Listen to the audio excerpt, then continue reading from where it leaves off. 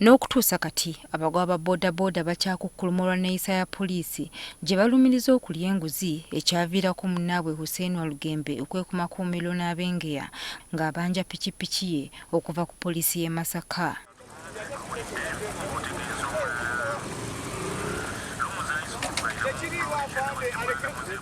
Kigambibwa nti ono yekyaye neyekumako ogw'omu kyoto wa poliisi bwe yamusaba enguzi okumuwa pikipiki eno.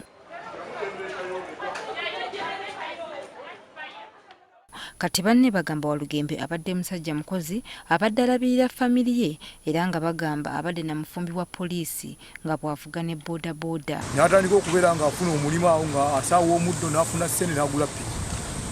N'aba ng'alina emirimu ebiri, asaawa omuddo, emirimu esatu, asaawa omuddo, afumbira abasibe, alina ne ppiki. Kati abamu ku bavuzi ba bodaboda bagamba bakooye okukijanyizibwa poliisi n'okubasaba enguzi okubaddiza pikipiki zaabwe era nga kati baweze okufaafaagana n'abanaabasaba ekyoja mu miro. Eyabadde paati byejja oyo mwana ke yeekumyeko kakiyaye n'ate wagenda kujja omuntu alina omutima gwe bayita eddeja ne dangerous.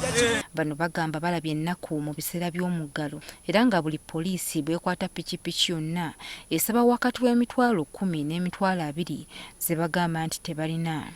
Mu ngeri y'emu abamu ku babaka ba palamenti okuva e Masaka nga bakulembeddwamu Mathias Mpuuga bakubye olukuŋŋaana lwa bannamawulire olwaleero ne bawera okukolawo akatiisa singa Ssaabapoliisi okyula takangavvula basajja be abali enguzi ku bantu.